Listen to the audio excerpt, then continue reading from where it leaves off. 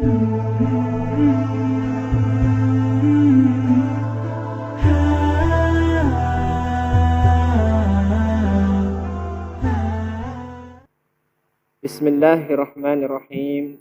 Assalamualaikum warahmatullahi wabarakatuh. Alhamdulillahi rabbil alamin, hamdan syakirin, hamdan na'imin, hamdan yuwafi ni'amahu wa yukafi'u mazidah. Ya Rabbana lakal hamdu kama yanbaghi li jalalikal karim wa 'azimi sultanik. Ashhadu an la ilaha illallah wahdahu la syarika lah. Wa ashhadu anna Muhammadan 'abduhu wa rasuluhu la nabiyya wa la rasula ba'dah. Allahumma salli wa sallim wa barik ala nabiyyina Muhammadin wa ala alihi wa ashabihi wa man tabi'ahum bi ihsanin ila yaumiddin. Amma ba'du. Pertama, mari kita bersyukur kepada Allah Subhanahu wa taala. Alhamdulillah, pada kesempatan kali ini, pada pertemuan yang kedua kali ini, Allah Subhanahu wa taala memberikan kita kesempatan untuk kita hadir, untuk kita menuntut ilmu kembali, untuk membahas kitab Lataif fi Tafadulil A'malis Shalihah. Insyaallah pada pertemuan yang kedua ini kita akan langsung masuk pada kitab. Kita mulai dari judul, kemudian kita lanjutkan ke mukadimah dan seterusnya. Para hadirin yang dimuliakan oleh Allah Subhanahu wa taala, tak lupa saya sampaikan kembali bahwa kajian kitab kali ini bersama kita akan membahas 3 hal yang sudah saya sampaikan dahulu, yaitu yang pertama membaca. Jadi kita akan baca terlebih dahulu apa yang ada di dalam kitab, kemudian kita artikan per alinea atau per alinea. Setelah kita artikan, kemudian kita coba untuk kita jelaskan yang perlu untuk dijelaskan. Langsung kita lanjut pada pembahasan kitab. Kita mulai dari judul Lataifu dan lataifu dan lataifu fi tafadulil a'malis shalihah. Jadi lataif dari kata latifah ini memiliki arti yang banyak sekali, tapi yang cocok untuk arti pada buku ini atau kitab ini yaitu kullu isyaratin daqiqatul makna taluhulil faham. Jadi lataif bisa kita artikan segala sesuatu penjelasan secara detail supaya kita semakin paham tentang apa?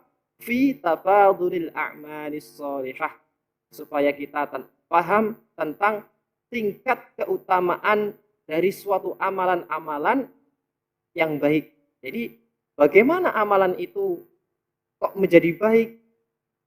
Bukannya membaca Al-Quran itu baik, tapi kenapa di suatu tempat membaca Al-Quran ternyata membaca Al-Quran itu tidak sebaik yang kita lakukan ketika kebaikan suatu amal itu tergantung dari situasi. Bagaimana kita tahu? Penjelasannya insya Allah ada di dalam kitab ini.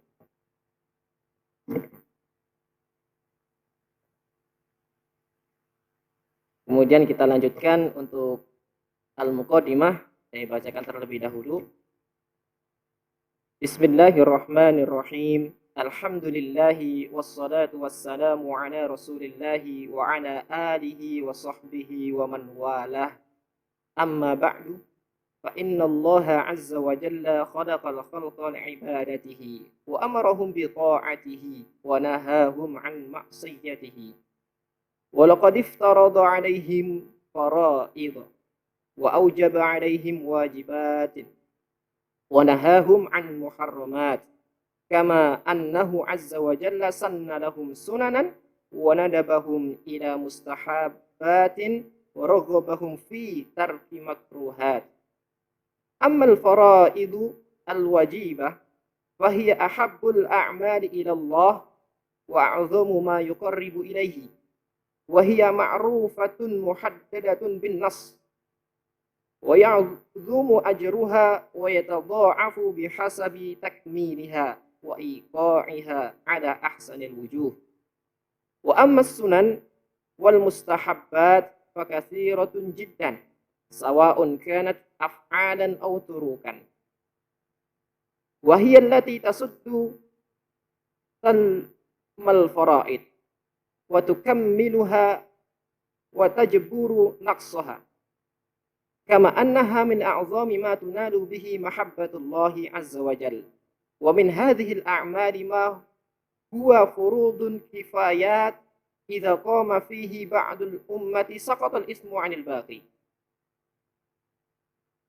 wa in turikat wa 'utilat kana al-ismu 'ala al-ummati kulliha wa amal manhiyat fakathiratun mutanawwi'ah sawa'un kana an-nahyu lit-tahrimi aw al-karahah fa in kanat muharramatan asima al-'abdu bi fi'liha wa in kanat makruhatan ujira bi tarkiha wa la raiba anna al-muslima bihajatin ila ma yaziduhu qurban min rabbih wa anna al-ummata bihajatin ila kulli 'amalin min sya'nihi raf'u rayatil islam wa i'zaru ahlihi wa inna min ni'amillahi azza wa jalla an kasrat turuqul khair wa ta'addadat as-subulul musilatu ilaihi wal haditsu fi as-safahat at-taliyati sayatanawalu mawdu'an yahmilu al-'unwan at-tali lataifu fi tafadulil a'malis salihah. Mungkin kita baca sampai itu terlebih dahulu, kemudian kita mulai untuk mengartikan dan kita coba untuk kita jelas. Muqaddimah atau pembukaan. Bismillahirrahmanirrahim. Nah, penulis atau kita sebagai orang Islam disuruh untuk apa? Selayaknya untuk membuka segala sesuatu itu dengan bacaan basmalah. Kita disyariatkan di agama kita dan kita tentunya kepingin mendapatkan perlindungan dari Allah Subhanahu wa taala.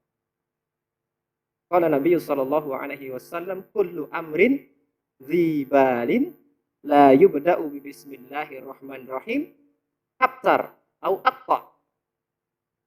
Segala sesuatu amalan yang baik kalau kita tidak awali amalan itu dengan bacaan basmalah, maka abtar atau maktu atau terputus dari apa? Perlindungan Allah Subhanahu wa taala. Maka dari itu kalau kita mau melakukan segala sesuatu, kita coba untuk melakukan dengan bacaan segala sesuatu baik. Coba kita contoh, kita mau masuk masjid, gimana doanya? Bismillahi Allahumma ftahli abwaaba. Kita mau masuk WC, apa yang kita lakukan? Bismillahi Allahumma inni a'udzubika minal khubuthi wal khaba'ith. Kita mau safar, coba apa? Bismillahi tawakkaltu 'alallahi la haula wala quwata illa billah. Jadi kalau kita mau melaksanakan segala sesuatu dan kita menginginkan perlindungan dari Allah Subhanahu wa taala dan supaya kita tetap dalam jalan Allah Subhanahu wa taala shiratal mustaqim, mari kita mulai segala sesuatu aktivitas kita dengan bacaan basmalah. Kita berzikir mengingat Allah Subhanahu wa taala dengan membaca basmalah. Bismillahirrahmanirrahim. Maka dari itu tidak heran kalau setiap buku pasti dimulai dengan bacaan basmalah kalau penulisnya orang Islam biasanya. Atau setiap surat diawali dengan bacaan basmalah. Kecuali apa? Surat At-Taubah. Kita tidak belajar tafsir, kita mulai supaya nanti tidak merembet-rembet gitu ya. Kemudian alhamdulillah segala puji bagi Allah Subhanahu wa taala, wassalatu wassalam, salawat serta salam ala Rasulillah. Semoga tercurahkan kepada Nabi sallallahu alaihi wasallam wa ala alihi dan para keluarganya, wa sahbihi dan para sahabatnya, wa man walah dan seluruh umatnya yang mengikutinya. Amma ba'du, oleh karena itu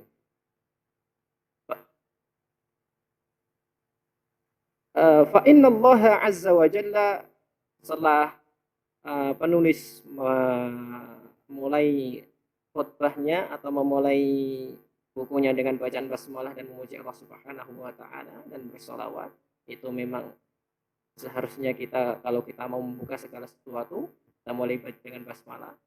Kalau kita mau khutbah, kita mulai dengan alhamdulillah dan sholawat.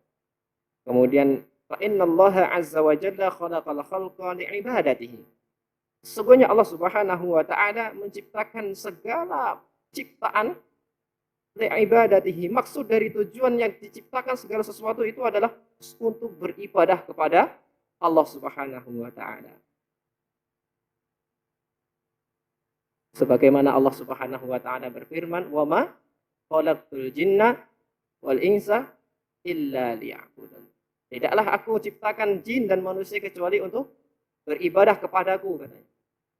Jadi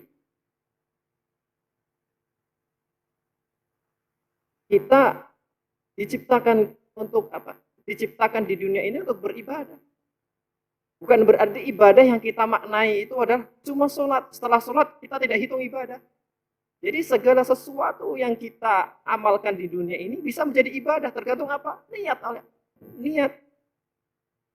Apakah bisa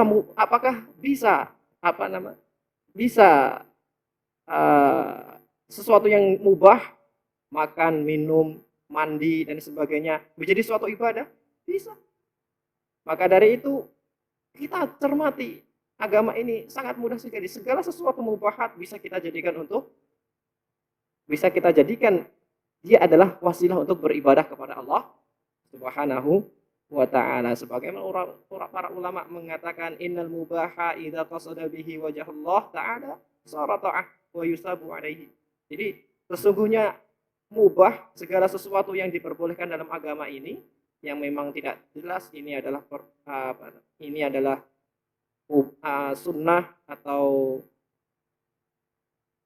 pokoknya yang di luar faraid, yang di luar sunnah, segala sesuatu yang mubah yang diperbolehkan dalam agama ini bisa kita jadikan wasilah dalam kita beribadah. Kalau tujuan kita melaksanakan segala sesuatu itu adalah Allah Subhanahu wa ta'ala. Kita niatkan karena Allah Subhanahu wa ta'ala. Dan kita juga niatkan ini adalah wasilah untuk kita bertakwa kepada Allah. Makan supaya kita semakin kuat dalam beribadah. Mencari rezeki Allah, mencari fadlullah Subhanahu wa ta'ala. Kemudian kita juga sering dengar hadis yang sangat masyhur sekali, yang sangat terkenal, yang sangat fenomenal, yang hampir semuanya tidak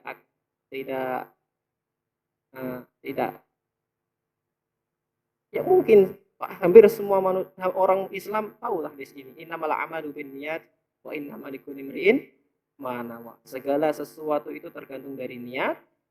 Wa innamal likulli imri'in ma nawa. Dan manusia itu akan mendapatkan timbal baliknya tergantung dari niatnya.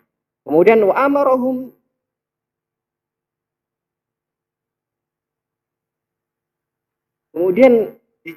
dilanjutkan dalam perkataan selanjutnya, yaitu wa amarahum bi ta'atihi. Dan Allah Subhanahu wa ta'ala memerintahkan kepada mereka untuk supaya kita taat.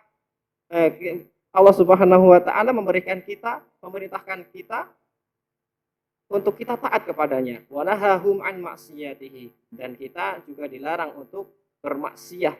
Kita dilarang untuk bermaksiat kepada Allah Subhanahu wa ta'ala. Itu sirrun najah. Sirrun najah atau rahasia kesuksesan supaya kita selalu berada dalam jembatan Allah Subhanahu wa ta'ala yang benar, supaya kita dalam jalan Allah Subhanahu wa ta'ala yang benar. Kalau kita mau selalu dalam jalan Allah Subhanahu wa ta'ala yang benar, kita cuma dua, yaitu kita taat kepada Allah Subhanahu wa ta'ala dan tidak bermaksiat. Karena manusia, kalau kita sudah taat dan patuh kepada ajaran-ajaran Allah Subhanahu wa ta'ala, pasti kita berada dalam kebenaran. Karena apa? Manusia ini memiliki dua yang dalam surat Asy-Syams, fa alhamaha fujuraha wa taqwaha. Allah Subhanahu wa taala menciptakan di dalam manusia itu fa'alhamaha. Allah Subhanahu wa taala mengilhamkan kepada di dalam diri manusia fujuraha, yaitu keburukan-keburukan, dan dia itu condong kepadanya. Fa'alhamaha fujuraha wa taqwaha, dan Allah juga mengilhamkan kepada diri manusia takwa dan bisa condong kepadanya. Maka dari itu, bagaimana kita tahu? Asa an takrahu syai'an wa huwa khairul lakum wa asa an tuhibbu syai'an wa huwa syarrul lakum wallahu ya'lamu wa antum la ta'lamun. Bisa jadi yang kita sukai ternyata buruk bagi kita, yang kita benci ternyata baik bagi kita. Terus bagaimana kita tahu bahwa kita ini berada dalam kebenaran? Bagaimana kita tahu kalau kita dalam kebenaran? Kalau kita ikuti hawa nafsu, bisa jadi ini benar. Oh, ini kayaknya benar. Belum tentu benar. Tapi kalau kita yang dijadikan pegangan adalah ajaran Allah Subhanahu wa taala, Al-Qur'an, dan begitu sunnah-sunnah Nabi, kemudian yang jadi pegangan adalah itu, yang jadi mikyas atau mikdar atau ukuran adalah agama Allah Subhanahu wa taala. Kalau memang perbuatan saya ini cocok dengan apa yang diajarkan oleh Allah Subhanahu wa taala, berada dalam kebenaran, walaupun kita tidak suka. Itu.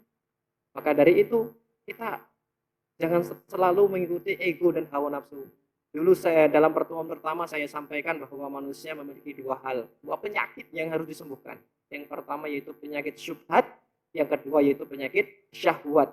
Penyakit syubhat bisa dihilangkan dengan ilmu, dengan menuntut ilmu, karena syubhat itu sesuatu yang tidak masih ragu-ragu, ini benar atau salah, ini benar atau salah, maka berilmu.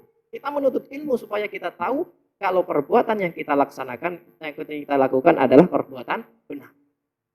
Kemudian yang kedua, penyakit syahwat. Penyakit syahwat yaitu yang berada di dalam hati kita, keinginan atau hawa nafsu kita. Maka bagaimana kita bisa membendung penyakit ini? Yaitu dengan kita tingkatkan iman kita. Semakin tinggi iman kita, maka semakin kita akan meninggalkan syahwat kita. Jadi kalau kita sudah mengikuti syubhat dan kita mengikuti syahwat, maka kebanyakan dari orang yang mengikuti ini terjerumus kepada perbuatan batil atau perbuatan yang dilarang di dalam agama ini. Walaupun dia suka.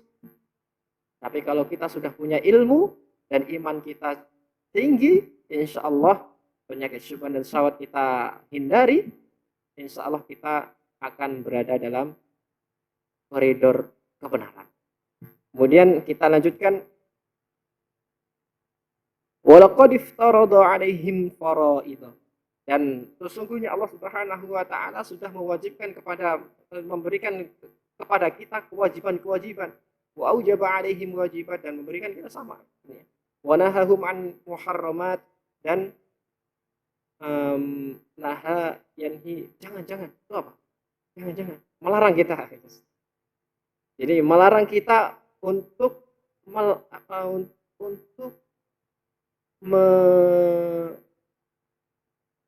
supaya kita tidak melakukan yang dilarang oleh Allah Subhanahu wa taala, muharram. Jadi kemudian kita lanjutkan, kama annahu azza wa jalla sanna lahum sunanan, sebagaimana Allah Subhanahu wa taala mensunahkan kepada kita sunnah-sunnahnya, wa nadawahum ila mustahabin sama wa raghabahum fi tarkil makruha, dan Allah Subhanahu wa taala juga menganjurkan kita untuk menghindari segala sesuatu yang tidak disukai oleh Allah Subhanahu wa taala, makruhat. Jadi tapi ada satu, kita di surah Allah Subhanahu diwajibkan oleh Allah Subhanahu wa taala, Allah Subhanahu wa taala memberikan kita kewajiban, kemudian melarang kita dari muharramat, kemudian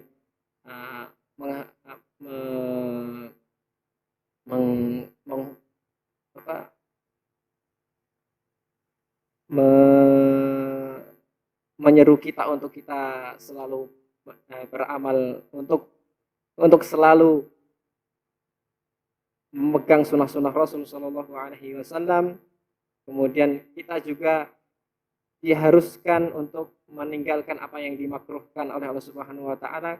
Tapi ada perkara lain, yaitu perkara syubhat, dan kita juga untuk dianjurkan untuk meninggalkannya. Bagaimana Nabi Shallallahu Alaihi Wasallam bersabda, "Faman ittaqas syubhat faqad istabra'a li dinihi wa 'irdihi." Barang siapa yang menjaga dirinya dari perbuatan syubhat, tidak berani untuk terjun dalam perbuatan syubhat ketika di hadapannya ada sesuatu yang meragukan, kemudian dia ditinggalkan, maka dia sudah menjaga dirinya dan menjaga agamanya. Kemudian waman waqa'a fi syubhat waqa'a fil. Dan barang siapa yang terjerumus kepada perbuatan yang syubhat, yang tidak tahu, yang tidak jelas, sebenarnya dia sudah menjerumuskan dirinya ke dalam perbuatan yang haram. Kemudian kita lanjutkan, wa amal faraid wal wajibah wa hiya ahabul a'mali ila Allah. Jadi amalan apa yang paling disukai oleh Allah Subhanahu wa taala, yaitu fardu-fardu atau segala sesuatu yang diwajibkan oleh Allah Subhanahu wa taala, itulah amalan yang paling disukai oleh Allah Subhanahu wa taala. Amal faraidul wajibah. Jadi sedangkan fardu-fardu yang diwajibkan oleh Allah Subhanahu wa taala, itulah amalan yang dicintai oleh Allah Subhanahu wa taala. Wa 'azamu ma yuqarribu ilaihi. Jadi wasilah yang paling kuat, yang paling besar untuk kita semakin dekat kepada Allah Subhanahu wa taala, yaitu dengan memaksimalkan kita dalam beribadah atau kita menjalankan kewajiban-kewajiban Allah Subhanahu. Wa hiya ma'rufatun muhaddadatun bin nas. Dan kewajiban segala sesuatu yang diwajibkan oleh Allah Subhanahu wa taala itu jelas dan terperinci. Jadi jelas terperinci dengan nas, dengan Al-Qur'an. Ini adalah wajib. Jadi tidak ada wajib yang baru. Wa ya'zumu ajruha wa yatadha'afu bihasabi takmiliha. Dan ketika kita melakukan apa yang diwajibkan oleh Allah Subhanahu wa taala, bagaimana kita mendapatkan pahala yang maksimal, yaitu dengan kita sempurnakan amalan-amalan kewajiban tersebut. Semakin kita sempurna menjalankan kewajiban tersebut, semakin tinggi pahala yang Allah Subhanahu wa taala berikan kepada kita. Wa iqa'iha ala ahsanil wujuh. Jadi coba kita simak di surat Al-Ma'un. Fawailul lil musallin alladzina hum an salatihim. Jadi beda setiap orang yang sholat, yang menjalankan kewajiban Allah Subhanahu wa taala itu memiliki derajat-derajat yang berbeda tergantung dari kesempurnaan ibadah yang dilakukan, tergantung dari keikhlasan, tingkat keikhlasan dari seseorang itu. Semakin tinggi ikhlasnya, semakin sungguh-sungguh dalam menyempurnakannya, semakin tinggi pula derajat manusia itu, semakin tinggi pula apa yang akan dia dapatkan dari Allah Subhanahu wa taala berupa pahala-pahala. Fawailul musallin, maka celakalah bagi orang yang salat, alladzina hum an salatihim sahun, yaitu mereka yang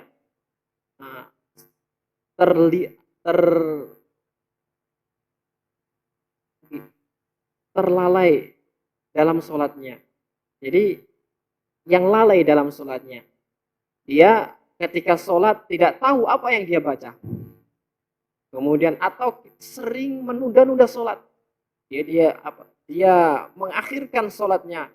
Ini adalah ciri-ciri orang yang munafik, yaitu sering menunda-nunda sholat, kemudian mengakhirkan sholatnya. Untuk wajib sesuatu barang yang wajib, itu ciri-cirinya, yaitu dia selalu menunda-nunda sholatnya, kemudian mengakhirkan sholatnya, sehingga di akhir waktu tadi dia buru-buru dan tidak sempurna dia mengingat Allah Subhanahu wa taala. Ketika dia dalam sholat untuk mengingat Allah Subhanahu wa taala karena buru-buru, maka dari itu tidak sempurna pula zikirnya di dalam sholat tersebut.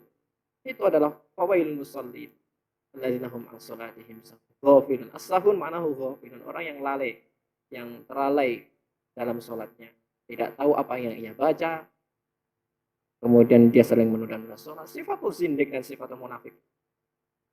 Kemudian kita lanjutkan, Wa ammas sunan wal mustahabbat fakatsiratun jiddan. Dan sedangkan sunnah-sunnah dan mustahab, apa yang disunahkan Allah Subhanahu wa taala, fakatsiratun jiddan. Sunnah-sunnah itu banyak sekali. Sawaun kanat af'alan aw turukan. Nah, apakah sunnah itu apa yang dikerjakan oleh Nabi Shallallahu Alaihi Wasallam, atau kita sekedar menghindari segala sesuatu itu ternyata itu adalah sunnah. Jadi sunnah itu ada sunnah fi'liyah dan ada sunnah tarkiyah. Sunnah fi'liyah itu sunnah yang dikerjakan oleh Nabi Shallallahu Alaihi Wasallam berupa sunnah, karena yang dilakukan oleh Nabi Shallallahu Alaihi Wasallam itu bermacam-macam. Jadi apa yang dilakukan Nabi Shallallahu Alaihi Wasallam ada juga yang berupa yang dilakukan oleh Nabi Shallallahu Alaihi Wasallam itu ada yang berupa wajib. Jadi yang dilakukan Nabi itu ternyata memberi petunjuk kita bahwa apa yang dilakukan Nabi itu wajib. Kemudian apa yang dilakukan Nabi kemudian yang berarti sunnah. Ada juga yang apa yang dilakukan oleh Nabi Shallallahu Alaihi Wasallam yang berupa kekhususan Nabi Shallallahu. Misalnya ketika Nabi berjalan-jalan dengan para sahabat kemudian melewati sebuah kuburan, dan ternyata di kuburan itu Nabi mendengar ada orang yang menangis di dalam kuburan itu. Fa innahum la yu'adzabani bi kabirin. Nabi berkata bahwa orang yang di dalam kuburan itu diazab, tapi azabnya bukan karena dosa yang besar, karena dosa yang kecil. Kemudian para sahabat bertanya, apa ya Rasulullah, dosa apa yang dia lakukan? Yaitu ghibah atau tidak istinja, tidak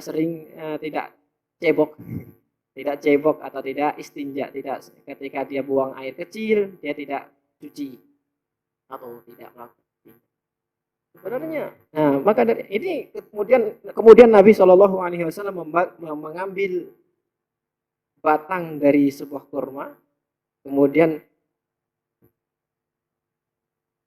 Nabi mencuplekkan, kemudian menanamkan di atas kuburan itu, dan Nabi mengatakan orang yang di dalam kuburan ini akan diringankan siksanya sampai batang ini kering. Apakah kita juga bisa ketika nanti lewat kuburan, misalnya lewat kuburan, kemudian dari hatanya di dalam kuburan ini, kelihatannya yang ada di dalam kuburan ini orangnya disiksa, maka dari itu tak protes tak ambilkan sotang batang dari pohon jati misalnya, kemudian tak coba jret malah tumbuh, berarti enggak tersiksa, berarti selamanya tidak akan disiksa oleh Allah Subhanahu wa taala. Kita tidak tahu apakah di dalam kuburan itu Allah Subhanahu wa taala sedang menyiksa orang yang dalam kuburan itu atau tidak, kita tidak tahu. Maka dari itu ini adalah amalan yang dikhususkan oleh Nabi Shallallahu Alaihi Wasallam. Jadi kita harus paham, tidak semua amalan yang dilakukan oleh Nabi Shallallahu Alaihi Wasallam itu kita lakukan juga. Jadi ada yang berupa khusus, jadi khusus untuk Nabi. Bisa jadi apa yang dilakukan Nabi itu mengeluarkan hukum wajib, bisa jadi apa yang dilakukan Nabi itu bisa mengeluarkan hukum sunnah atau mubah dan sebagainya. Begitu juga apa yang ditinggalkan oleh Nabi Shallallahu Alaihi Wasallam. Ketika Nabi meninggalkan ketika Nabi datang kepada suatu kaum dan kaum tersebut makan dub, tahu dub? Dub itu adalah hewan di Arab, yang kalau di Indonesia seperti biawak, tapi bukan biawak. Dub itu di Arab makanannya tumbuhan, tapi kalau biawak di Indonesia makanannya batang. Ini batang. Makanannya adalah hewan yang mati atau ayam. Maka dari itu kita bedakan. Jadi ada orang nih dari Indonesia ini, orang Indonesia ini. Jadi kalau dia tidak paham sakofa atau tidak paham budaya Arab, ketika melihat pokoknya belajar kitab, bukan belajar kitab, dia membaca kitab, kemudian ada artinya, kemudian dia pahami sendiri. Jadi Nabi dulu itu memperbolehkan para sahabat memakan dub. Dan dub itu diartikan dalam bahasa Indonesia artinya adalah kadal apa? Biawak. Padahal dub di Indonesia dan dub di Arab itu berbeda. Kalau dub di Arab tidak makan kecuali tumbuh-tumbuhan atau daun-daunan. Apa yang dari kalau bahasa IPA-nya apa? Herbivora. Herbivora. Tapi kalau kadal atau biawak di Indonesia itu memakan daging atau batang ya Pak. Batang lagi. Memakan bangkai, memakan bangkai. Nah, maka dari itu jadi omnivora berbeda. Jadi kita harus paham. Kalau dub di Arab juga nggak memiliki taring. Kemudian dub di Indonesia giginya ini digunakan untuk mencabik. Jadi beda. Jadi jangan sampai kita artikan dub itu adalah biawak kemudian kita makan biawak. Beda. Jadi siapa yang menghalalkan biawak nanti bisa datang ke pondok pesantren Miftahul. Kemudian wa in turikat, dan ketika fardu kifayah ini ditinggalkan dan semua orang dalam satu kaum itu meninggalkan, wa utilat, dan tidak dilaksanakan, atau ya tidak sama turikat wa utilat ya, sama saja tidak dilaksanakan maknanya. Kanal ismu 'alal ummati kulliha. Maka dosa dari fardu ini akan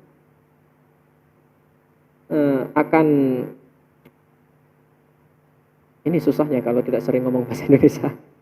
Jadi dan paham, semua para pemirsa paham. Jadi kalau paham tentang hukum fardu kifayah. Jadi fardu kifayah itu kalau dilaksanakan oleh suatu kaum atau perwakilan dari suatu kaum, maka hanguslah kewajiban dari kaum tersebut, semuanya akan hangus. Tapi tidak berarti yang melaksanakan adalah segelintir orang. Jadi kita harus berbondong-bondong untuk melaksanakan kewajiban tersebut. Kemudian yang kedua, ketika ditinggalkan oleh semuanya dari suatu kaum itu tidak melaksanakan semuanya, maka dosa akan didapatkan oleh suatu kaum. Semuanya akan berdosa. Mungkin ini sampai sini dulu kita penjelasan pada pertemuan kali ini. Semoga yang saya sampaikan bermanfaat dan kita mendapatkan pahala oleh Allah Subhanahu wa taala, ditingkatkan ilmu kita dan ditingkatkan derajat kita, apalagi di bulan suci Ramadan ini. Kita selalu berdoa dan saya mohon doa kepada para jamaah semuanya, semoga kita manusia umat Islam di dunia ini dibangkitkan oleh Allah Subhanahu. Semoga kita semakin ditinggikan derajat kita. Akhirul kalam, saya tutup. Mari kita tutup dengan bacaan.